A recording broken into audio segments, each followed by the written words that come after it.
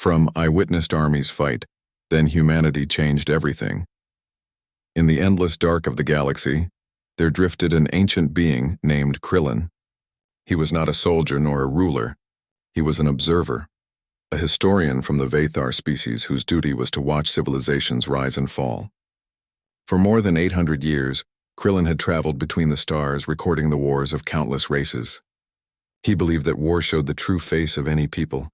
He had seen empires built on honor crumble in betrayal. He had watched peaceful worlds turn into fields of fire. To him, every war looked the same: brave words, bright weapons, and finally silence. Krillin's heart had grown heavy with centuries of witnessing destruction.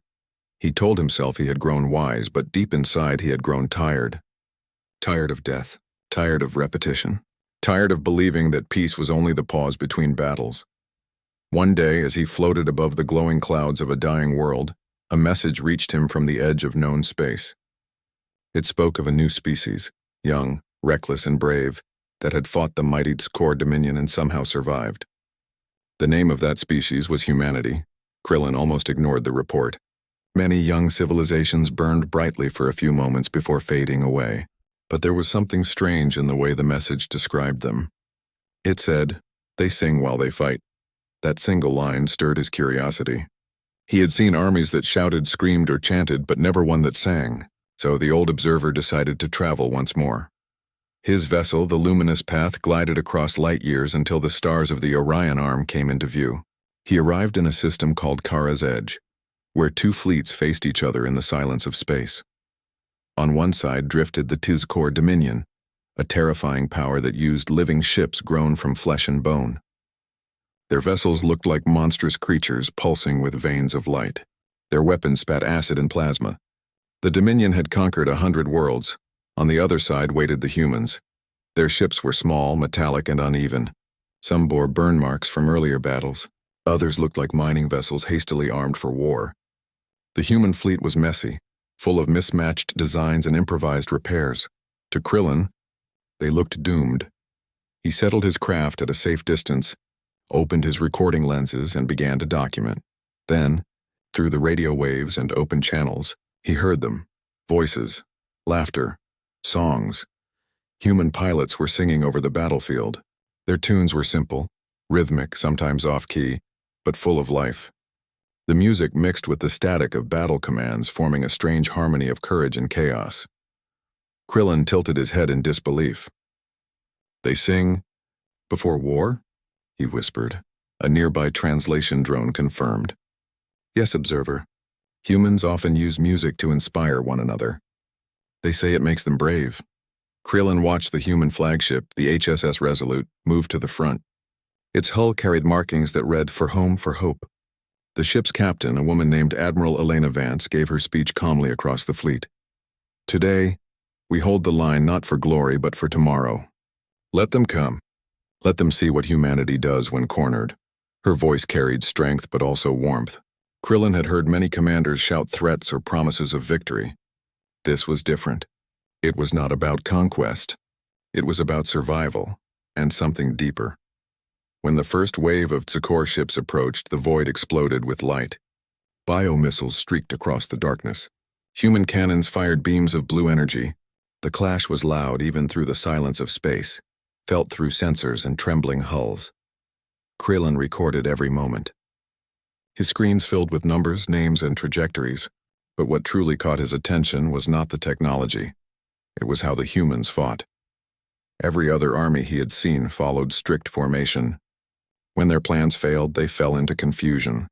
But the humans did not. When a command ship was destroyed, another vessel instantly took over without waiting for orders. When communication was jammed, they blinked lights from ship to signal positions. They adapted faster than logic should allow, and still they kept singing. He saw one small fighter, callsign Raven 9, badly damaged, its left wing torn apart. Instead of retreating, the pilot turned her ship toward a massive Tzkor beast and rammed into it, igniting both into a brilliant sphere of light. Krillin froze. "She chose to die rather than yield," he said quietly. The drone responded, "Humans call that sacrifice. They believe it gives meaning to life." Krillin did not understand. To the Vathar, death was only loss. But as the battle unfolded, he saw hundreds of small sacrifices weaving into a pattern. Damaged ships shielding others, engineers patching holes with their own hands, soldiers risking everything to rescue strangers.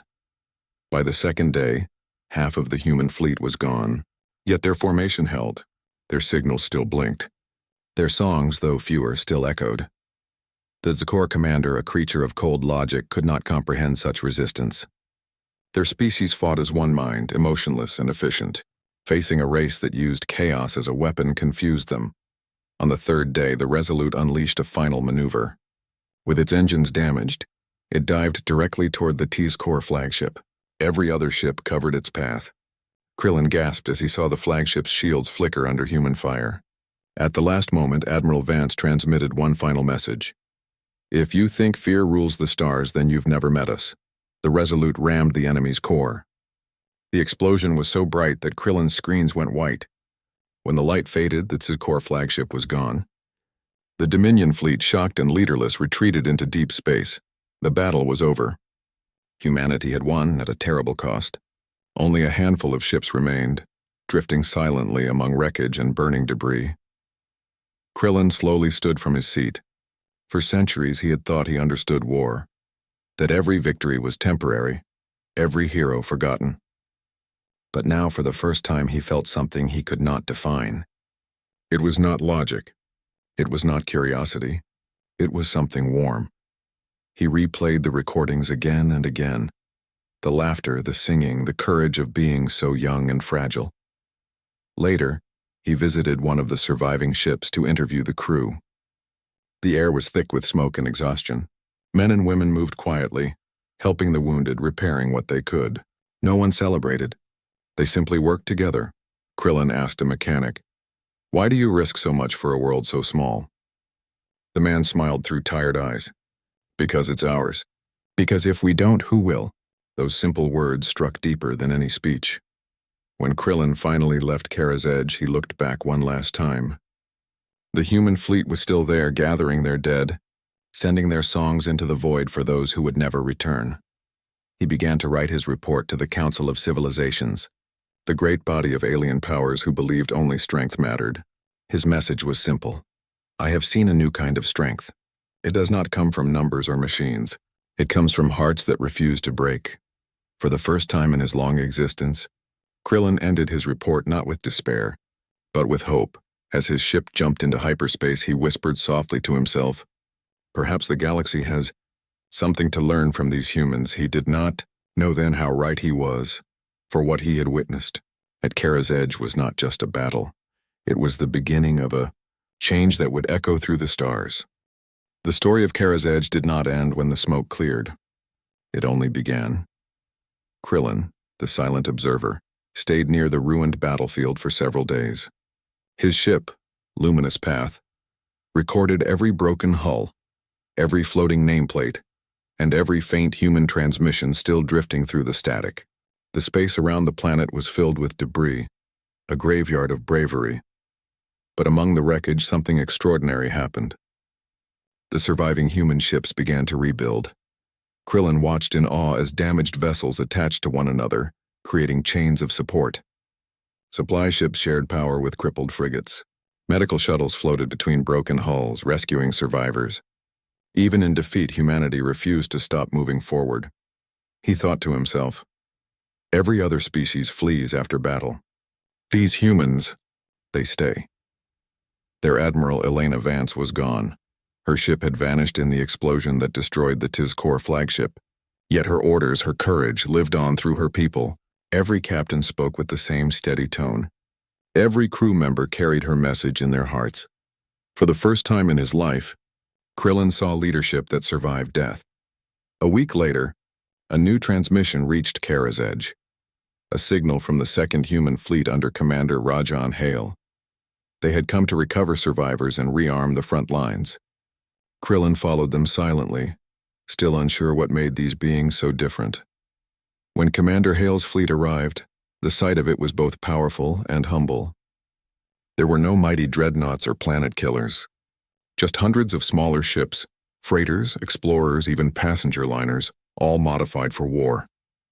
Each one bore painted names like Liberty, Hope Rising, Silver Dawn. Krillin floated nearby as the fleet moved in perfect harmony. The humans greeted each other not with strict salutes but with warmth. They spoke with laughter even in sorrow. Admiral Vance held the line, one pilot said proudly. "We'll make sure her sacrifice wasn't for nothing."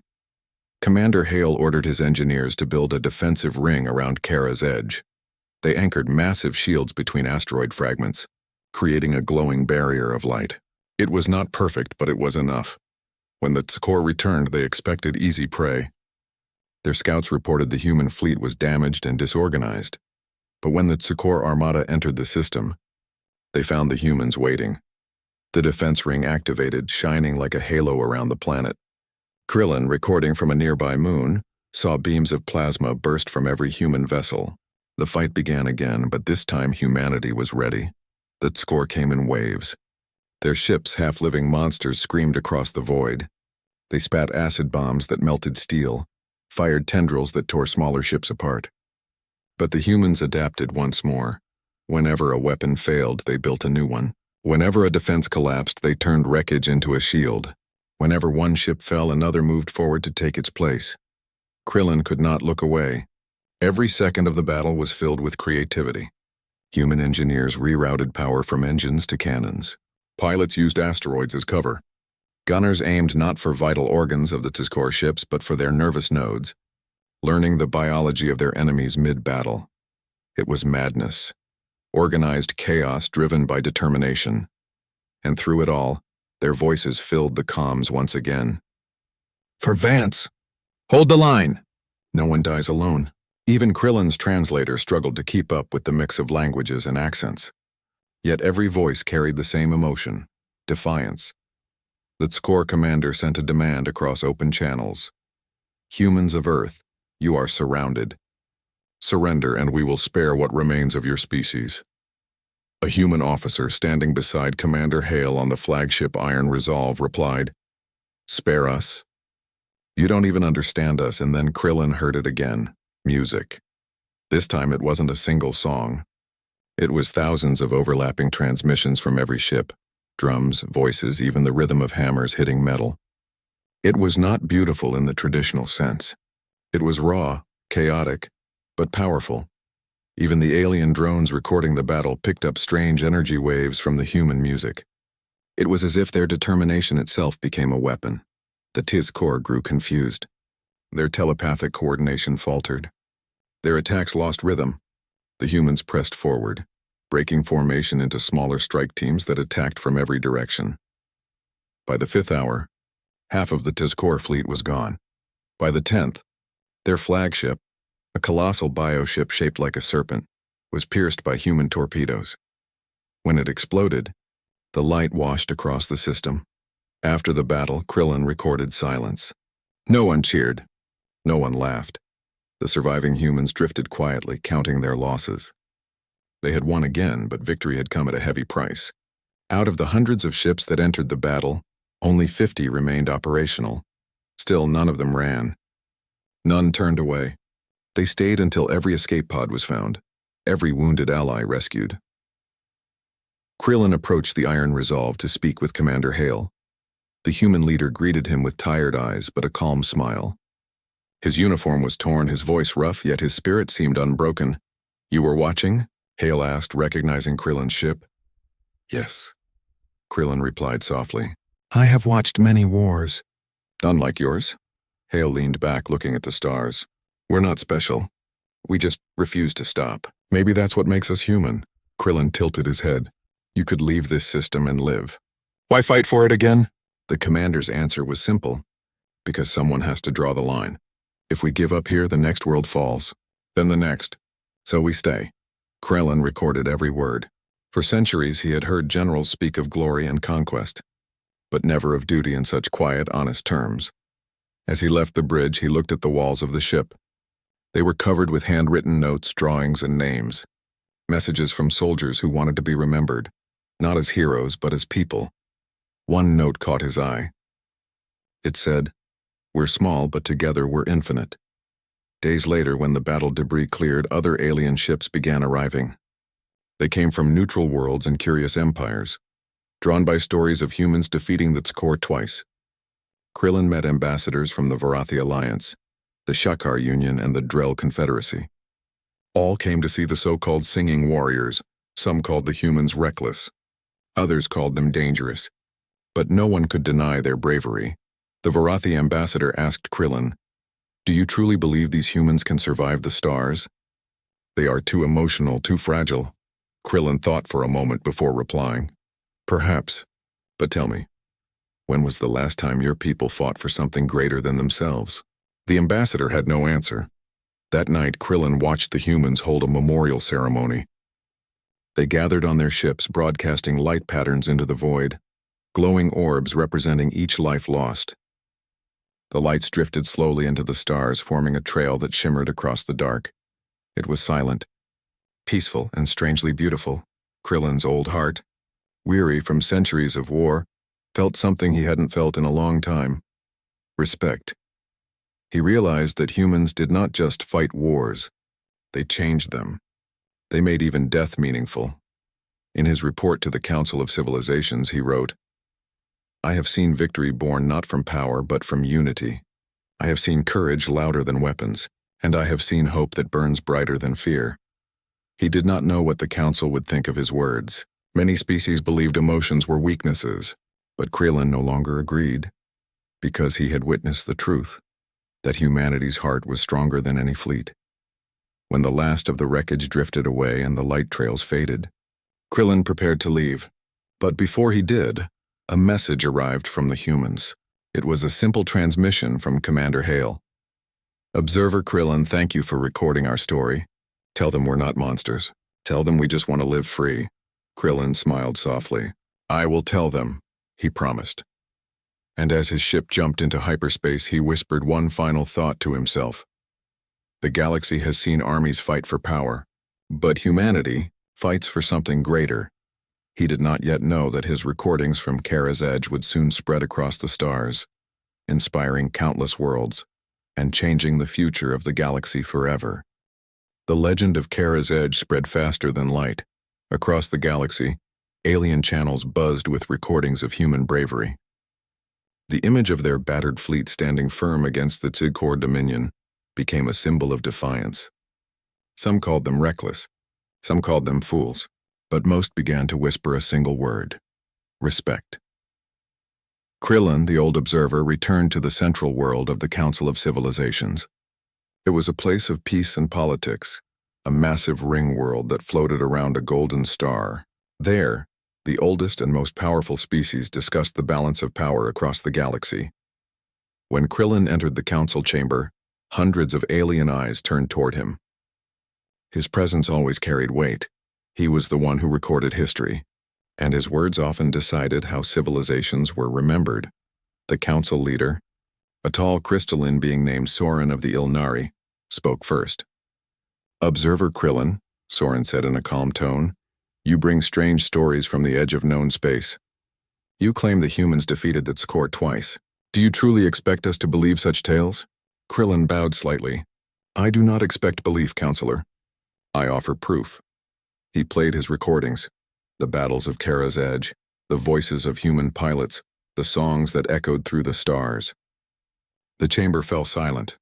Many members leaned forward, their glowing eyes reflecting the images of burning ships and courageous humans. When the recording ended, Krillin spoke softly. "These humans are young. Their worlds are small. Yet they fight with something none of us understand. They do not fear death. They fear losing each other." A murmur filled the room. Some nodded with quiet admiration, but others scoffed.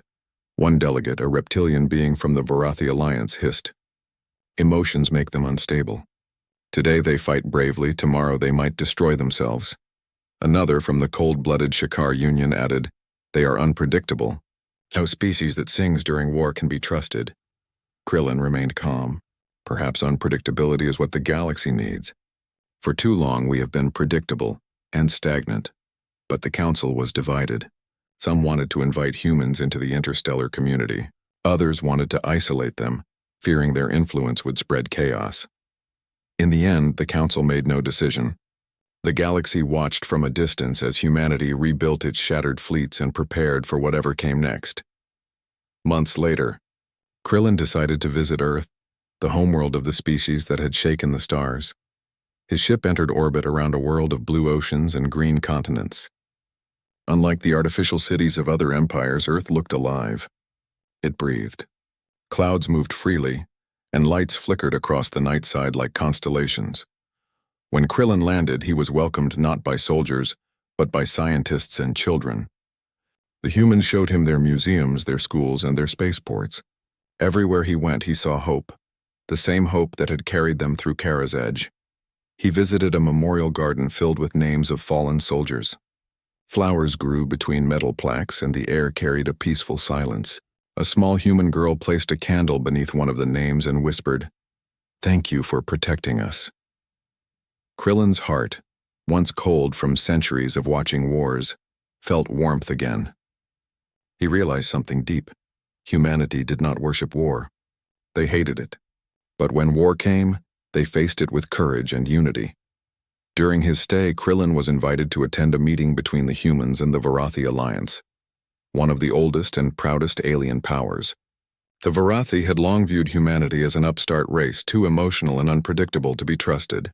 They had refused trade and communication for years, but now they wished to speak. The meeting took place aboard a massive orbital station above Mars. The humans arrived in simple uniforms, carrying nothing but datapads and smiles. The Varathi delegation arrived in golden armor, their tall forms covered in scales that shimmered like mirrors. The Varathi leader, Chancellor Vratul, spoke first. "Humans," he said with pride, "your actions at Kara's Edge have gained you attention. But attention is not trust. Your species is too unstable. You build weapons even during peace. You take risks no sane civilization would take. Tell us, why should the galaxy see you as anything but a danger?" The room went silent. Krillin, seated quietly in a corner, watched as the human ambassador, a middle-aged woman named Dr. Mara Fields, rose to speak. She smiled politely. "You may be right, Chancellor. We are emotional. We argue, we make mistakes. But those things make us learn. We fall, we get back up, and we help others stand with us. That is who we are." Vratul tilted his head. "And what happens when your emotions turn against us?" Dr. Fields looked out the window where Earth glowed below. "Then remind us who we are," she said softly. "Because every time we forget, we rebuild. Every time we break, we grow stronger." The Varathi leader did not answer. He simply stared at her, uncertain whether to be impressed or afraid. After the meeting, Krillin found Dr. Fields in a quiet corridor. "You spoke wisely," he said. She laughed. "I just told the truth. We're not perfect, but we care. Sometimes that's enough.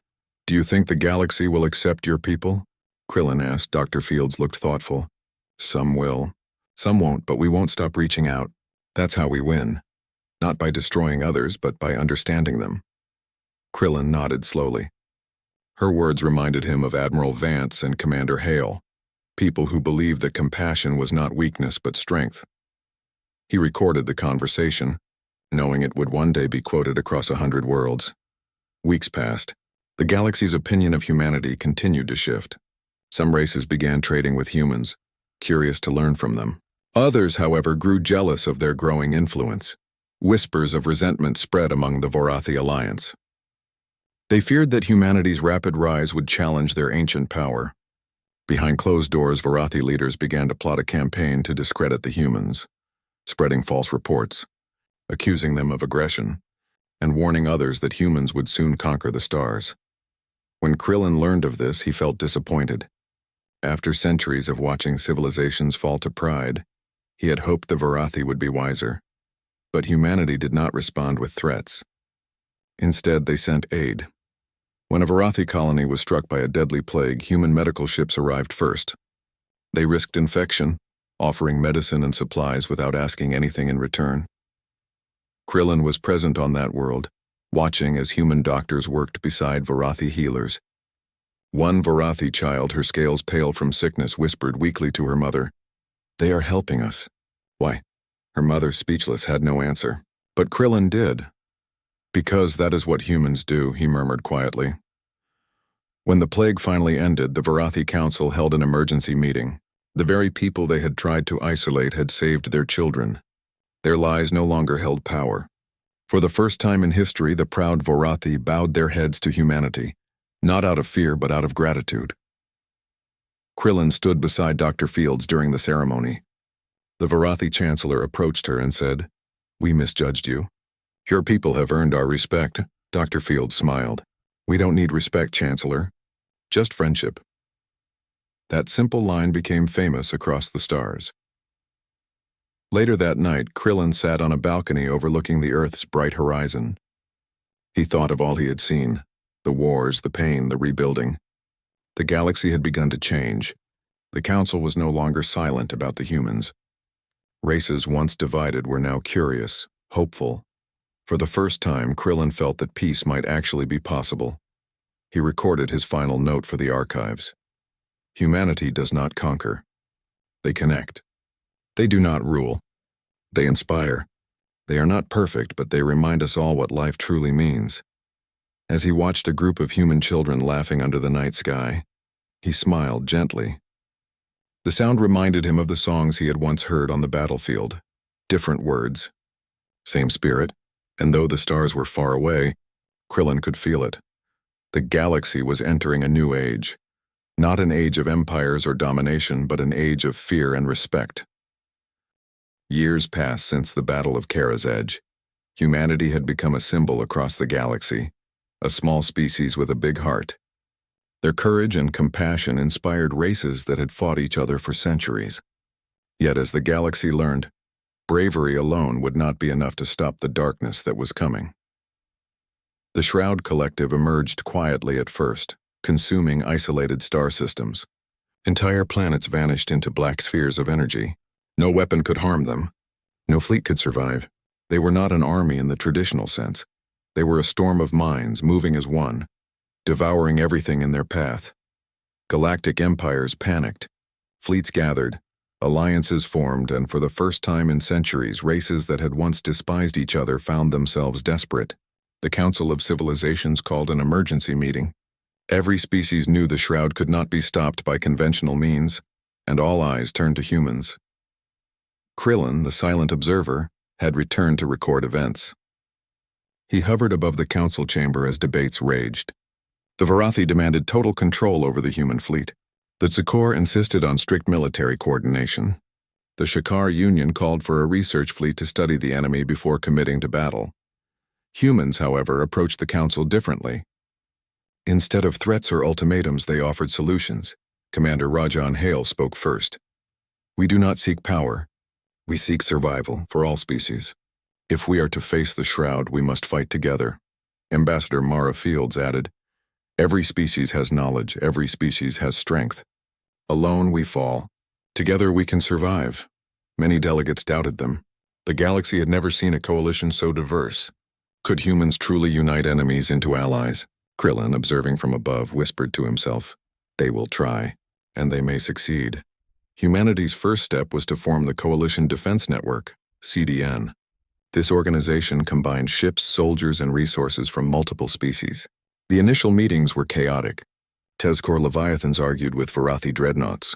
Human pilots found themselves training with alien species that spoke in clicks, roars, and musical tones. Yet humans remained calm.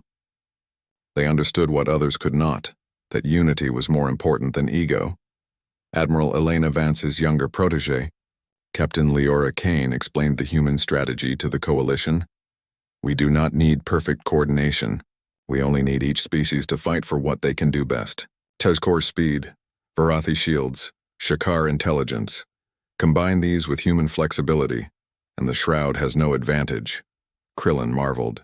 He had never seen a species teach leadership this way. The humans did not demand obedience. They offered purpose. Months later, the Coalition's first mission was near a star system already consumed by the Shroud. The task was to rescue survivors and delay the enemy, while the Council prepared a larger fleet. The mission began poorly. Shroud scouts moved unpredictably. Several ships were lost within the first hours. Alien commanders argued about who should lead, what formation to follow, and whether humans were competent enough to guide them. Then, human ingenuity changed everything. A group of human engineers modified smaller freighters to emit energy pulses that disrupted the Shroud's network. His core strike teams attacked from directions no one else anticipated. Vorathi shields created protective corridors for fleeing civilians. Human pilots flew in unpredictable patterns, confusing the enemy and buying precious time. By the end of the first day, hundreds of lives were saved, and Krillin noted something remarkable. The aliens were beginning to trust humans. They improvise, and it works, a Vorathi officer admitted. I've never seen coordination like this, a T's Corps captain said. It was the beginning of a transformation, not only of strategy, but of the galaxy itself. The real test came at the Rift of Stars, a massive region where the Shroud had gathered its central mind. Intelligence estimated that this was the heart of their collective consciousness. If the coalition failed here, the entire galaxy might fall. Human commanders devised a plan no one else would dare attempt. They would divide the fleet into unpredictable attack waves, forcing the Shroud to split its attention. Small vulnerable ships would act as decoys, while faster vessels would carry specialized energy disruptors directly toward the central node. Krillin recorded every step. He noticed how humans motivated their allies not through fear, but through inspiration. Pilots from different species who had once refused to communicate now shared tactics, taught by humans who refused to command, only to guide. Before the battle, Captain Leora Kane addressed the coalition. We will not fight for glory. We will fight for life. Every species, every world, every being, fight for them. Together we are stronger than the storm. For the first time, the galactic fleet felt unified not by orders but by belief. The battle lasted 9 days. Space became a chaotic ballet of energy, sound, and movement. Shroud tendrils struck without warning. Entire fleets were swallowed and reformed into dark masses of energy. Human ships, smaller and fragile, darted between massive alien vessels, delivering critical strikes to the enemy. Krillin could not keep up with the recordings. Every moment was unpredictable. Every action, seemingly reckless, had purpose. He watched a human frigate, barely surviving with holes in its hull, block a Shroud assault long enough for a Vorathi cruiser to strike a critical blow. He watched his core Leviathans leap across the battlefield, striking enemies humans had marked. He saw Shakar research ships guiding attacks by predicting the Shroud's movements. It was the first time Krillin had witnessed true cooperation among multiple species in battle. By the 7th day, the Shroud's central mind began to weaken. Its network could no longer respond to attacks in time. Every species, once divided by pride, fought in rhythm with humans at the center, not commanding but inspiring. On the 9th day, a human task force led the final strike. Small ships carrying energy disruptors penetrated the Shroud's defenses, guided by human pilots who communicated across species in real time. The central node erupted in light and the Shroud Collective collapsed, scattering into the void. Krillin's eyes widened as he recorded the final moments. He had seen many wars, but never a victory like this. Not a single species had triumphed alone. It was unity and courage that defeated the impossible. After the battle, the galaxy was changed forever. Alien fleets returned to their home systems, battered but alive. Survivors of the Shroud threat rebuilt their worlds with the knowledge that humans had led them to victory, not with weapons alone, but with heart. Krillin interviewed Commander Leora Kane after the battle. She smiled at him, her uniform torn and scorched, yet her eyes shone with pride. Did you ever doubt us? Krillin asked. She laughed softly. Never. Doubt isn't human. We plan, we try, and we adjust. And if we fail, we try again. That's all anyone can do. He noticed she spoke not only of humans, but all the allied species. She did not claim glory for herself or her fleet. She credited everyone. Krillin recorded her words, knowing they would echo through history. News of the coalition's success spread across the galaxy. Worlds that had been enemies celebrated together. Species that had once feared each other now shared technology, medicine, and knowledge. The galaxy realized something extraordinary. Humans had done the impossible. They had united rivals against a common threat, not through force, not through fear, but through courage, intelligence, and compassion. Krillin wrote his final report for the Council. I have seen the impossible achieved. A small species facing extinction has taught the galaxy to work together. They did not conquer. They did not command. They inspired. And through their example, countless worlds survived. The Council was silent. For centuries, they had believed in power alone. Now they had witnessed something greater. Krillin returned to Earth, orbiting the blue planet as humans rebuilt their fleet. He watched children play in parks, scientists discuss new technology, and families gather in hope. Humanity had fought the impossible in the stars, yet on their own world, they remained humble. He realized then that this was the true strength of humans. They fought not for glory, not for power, but for life itself. And by doing so, they had changed the galaxy. As Krillin's ship drifted into orbit above Earth, he recorded a final thought for this part of history. The galaxy has seen many wars, but this is the first time it has seen a species fight with heart. Humanity does not seek to dominate, and they seek to inspire. And in their courage, they have united the stars. And for the first time in centuries, Krillin smiled, because he knew the galaxy would never be the same. The war was over. The Shroud Collective, the deadliest threat the galaxy had ever known, was no more. The Coalition Defense Network's fleets were battered but alive. Alien civilizations that had once fought each other now stood side by side, united by a force greater than fear. The example of humanity, Krillin, the ancient observer, drifted silently above Earth in his ship. Luminous path. For centuries, he had witnessed wars, victories, and defeats, but never anything like this. Humanity had not only survived impossible battles, they had inspired the galaxy to become something greater. From orbit, he watched the planet below. Cities glowed like constellations, vast networks of light spreading across continents. Humans rebuilt what had been damaged in war with quiet determination. But the most remarkable sight was not in their technology or architecture. It was in their spirit. Krillin recalled the first battle he had observed, Kara's Edge. The songs that humans sang, the courage they displayed, the improvisation and ingenuity. It had all been a prelude to this moment. Humanity had grown not through domination, but through connection, hope, and perseverance. Across the galaxy, the aftermath of the war unfolded. Former enemies like the Varathi, the Skor, and even the Shekar Union now sent fleets to assist recovering planets. Human engineers work side by side with alien counterparts, teaching new methods of energy stabilization, terraforming, and emergency medicine. Children from countless worlds learned the story of humans and Kara's Edge, seeing courage as a bridge, not a weapon. Krillin traveled to the Council of Civilizations, where leaders from every species convened to discuss the future. The chamber was silent as the story of humanity was recounted. His recordings of the 9-day battle at the Rift of Stars played for all. Every sacrifice, every innovation, every act of bravery was on display. For centuries, the Council had ruled through fear, power, and logic. But now they witnessed something new, hope that could not be measured by numbers or weapons. Council leader Soren of the Ilnari spoke quietly, almost in awe.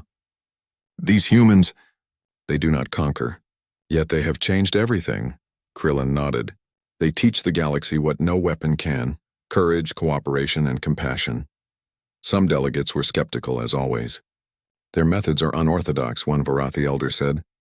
Can we trust a species that leads through emotion rather than strategy? Krillin looked around the chamber. Emotion is not weakness. It is what binds them, and it is stronger than any fleet I have ever observed. On Earth, humans celebrated quietly, not with displays of power, but with remembrance. Memorials honored those who had sacrificed their lives.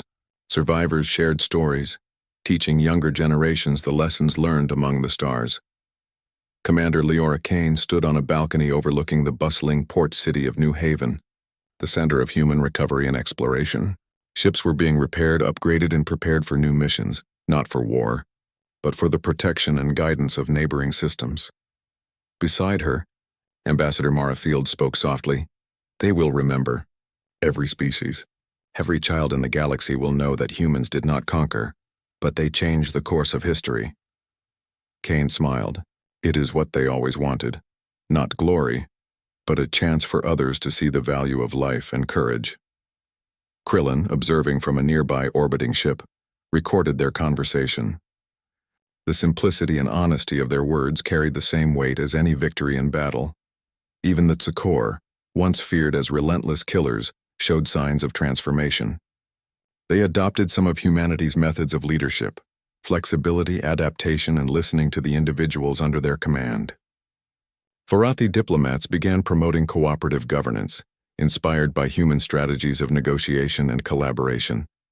Krillin recorded these changes with fascination. For centuries he had believed conflict was inevitable, yet now, a small species from a blue planet had proven him wrong. They had faced armies, disasters, and an unstoppable threat, and they had emerged not as conquerors, but as catalysts of change. The galaxy began to rebuild with humanity at its center.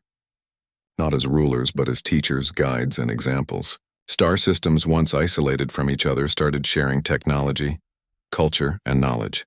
For the first time in millennia, civilizations trusted one another enough to work together. In the quiet of space, Krillin reflected on his journey. He remembered the first human he met at Kara's Edge, a mechanic on a small freighter who had patched broken weapons while singing to keep spirits high. He remembered Admiral Vance, who had sacrificed herself so others could live. He remembered Commander Hale, who had united disparate fleets into a coherent force. And he remembered the children of Earth, whose laughter reminded him of why life was worth defending. He recorded his final entry for the Galactic Archives. I have witnessed armies fight. I have seen the rise and fall of empires. I have seen fleets burn and stars extinguished, but I have never seen courage like that of humanity. They do not seek to destroy. They do not seek to dominate. They fight, they adapt, they care, and through that they change everything. He paused, staring at Earth, a small blue dot among countless stars.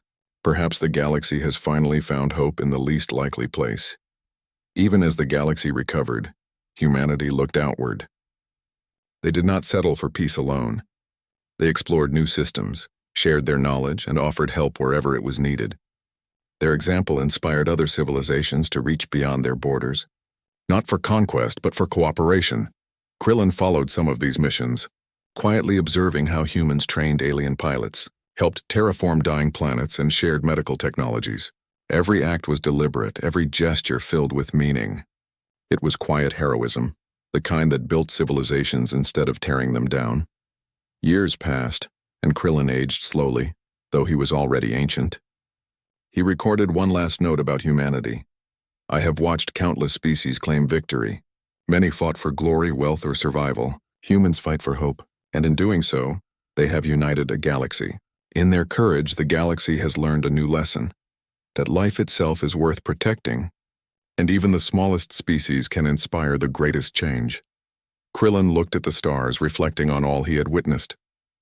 He thought about the wars he had recorded, the deaths he had observed, and the victories that had shaped history. Yet he realized something extraordinary. No weapon, no empire, no law could create change like humanity's spirit. Humans had sung in the void.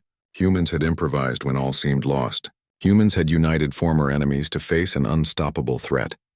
And through all of this, they had remained human, compassionate, clever, and brave. In the final pages of his archives, Krillin wrote, Remember Kara's Edge, the rift of stars and every battle in between. Remember the humans who sang, who fought, who cared. Remember that courage is more powerful than fear. Remember that compassion can inspire unity. Remember that even the smallest species can change the universe. Remember humanity. And as Krillin drifted away from Earth, the galaxy itself seemed to whisper in agreement, for humanity had done what no other species had done. They had changed everything.